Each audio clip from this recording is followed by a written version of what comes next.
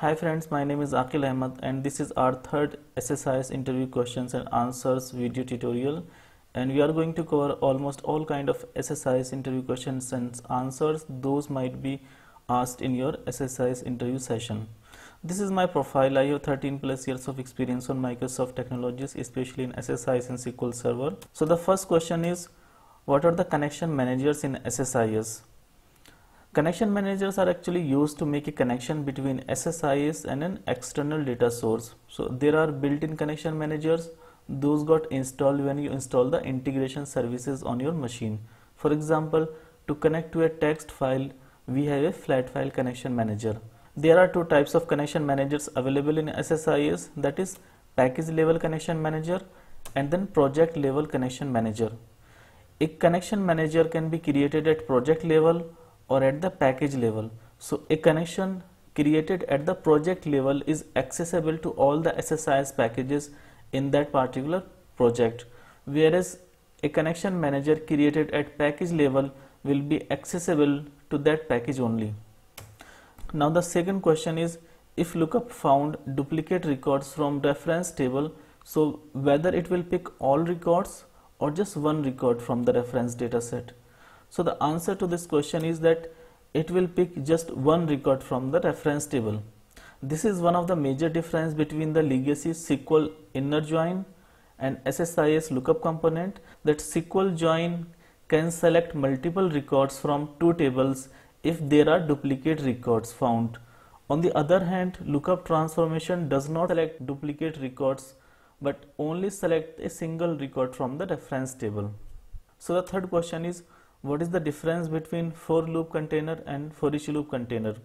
So if for loop container in SSIS will execute the task a fixed number of times, for example 100 times or 200 times. So suppose if you want to execute a particular task 100 times, then you can use a for loop container, while a for each loop container will execute the loop based on the collection items. So for example, if you are running a for each loop container using the file enumerator and you have specified a directory to loop through the files, then the for each loop container will execute the task against each file in the folder. So for example, if there are 25 files, then your for each loop container will execute 25 times.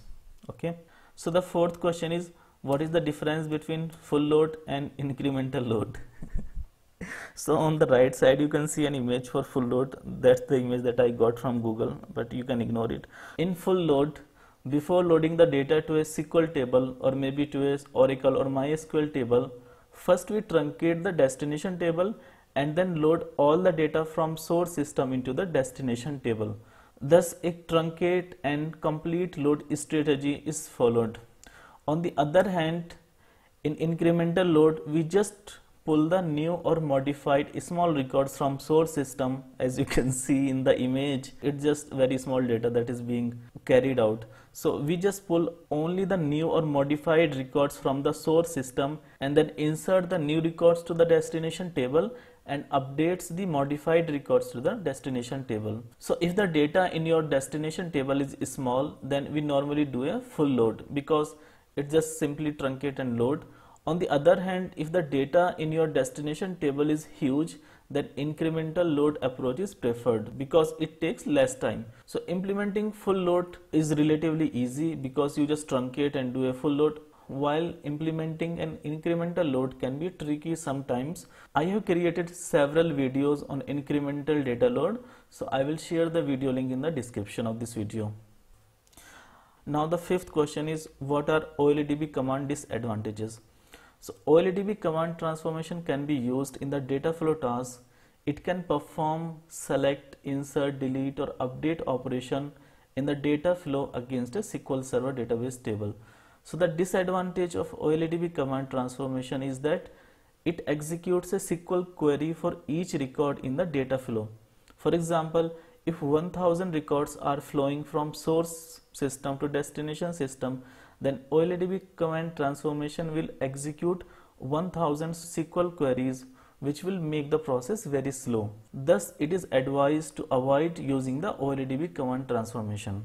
Thank you guys for watching the video, and if you like the video, then please click the like button, do subscribe to our channel and press the bell icon as well and click on all so that you will get notified every time I upload a new video. Thank you so much.